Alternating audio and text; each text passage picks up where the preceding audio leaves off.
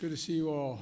When I announced in early December that I had a goal that I set of administering 100 million shots for the virus in the first 100 days of our office, 100 million shots in 100 days.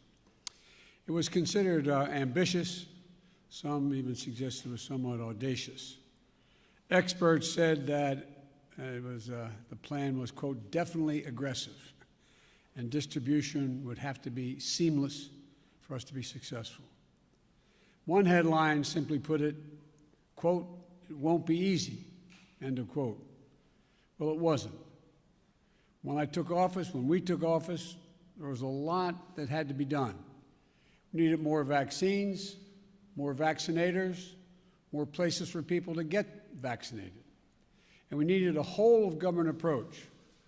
So I directed Jeff Zients, the coordinator of our COVID-19 response, to put us on a war footing, and I meant that in a literal sense, to get us on track to truly beat this virus. And I'm proud to announce that tomorrow, 58 days into our administration, we will have met my goal of administering 100 million shots to our fellow Americans. That's weeks ahead of schedule, and even with the setbacks we faced during the winter storms. And there's another big step on the path to checking putting checks in pockets and shots in people's arms. When we crossed the 50 million doses just 3 weeks ago, I told you that every time we hit the 50 million mark, I'd update you on our progress. So here's where we are today. 8 weeks ago, only 8% of seniors, those most vulnerable to COVID-19, had received a vaccination. Today, 65% of people aged 65 or older have received at least one shot, and 36% are fully vaccinated. And that's key, because this is the population that represents 80% of the well over 500,000 COVID-19 deaths that have occurred in America. We have nearly double the amount of vaccine doses that we distribute to states, tribes, and territories each week. We have gone from 1 million shots a day that I promised in December before we were even sworn in to an average of 2.5 million shots a day, outpacing the rest of the world significantly. And here's how we accomplished this. Using the power given to a president under the Defense Production Act, we expedited critical materials in vaccine production, such as equipment, machinery, and supplies. We work with vaccine manufacturers to speed up the delivery of millions more doses and brokered a historic manufacturing partnership between competing companies who put patriotism and public health first. These steps put us on track to have enough vaccine supply for every adult American by the end of May, months earlier than anyone expected. And we stood up or supplied more than 600 community vaccination sites that are administering hundreds of thousands of shots per day. We launched the federal pharmacy program, which has allowed millions of Americans to get a shot at one of 14,000 local pharmacies in this country, the same way they get their flu shot. And for folks who aren't near a pharmacy or mass vaccination center, we've supplied more than 500 mobile clinics, like pop-up sites or vans, meeting people where they are.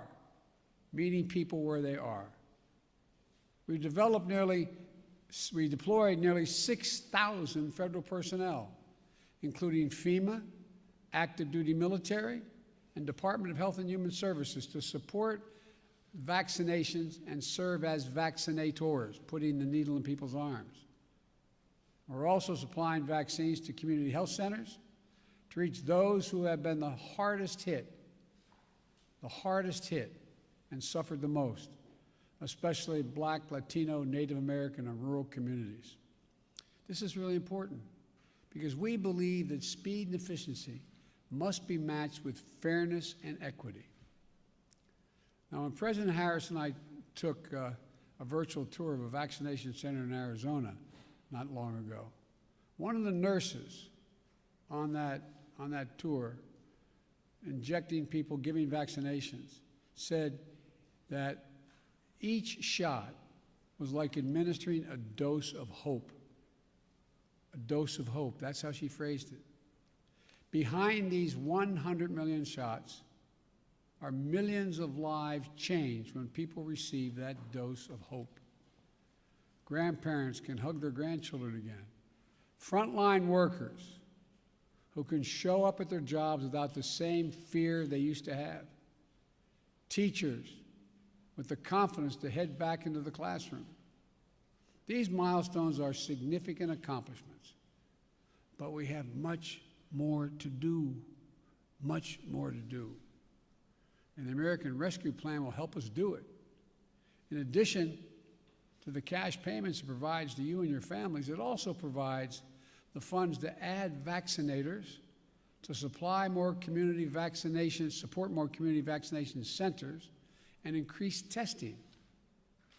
It'll help us accelerate nationwide efforts to reopen our schools safely. And as I told the nation last week, I've directed all states, tribes, and territories to make all adults eligible to be vaccinated no later than May the 1st. I'm glad to see that several states are already taking that step to make more and more Americans eligible, even before May 1st. Tomorrow, we will hit 100 million doses our administration has administered. But I've always said, that's just the floor. We will not stop until we beat this pandemic. Next week, I will announce our next goal to put shots in arms. This is a time for optimism, but it's not a time for relaxation. I need all Americans, I need all of you to do your part. Wash your hands, stay socially distanced, keep masking up as recommended by the CDC, and get vaccinated when it's your turn. Now's not the time to let down our guard. In the last week, we've seen increases in the number of cases in several states.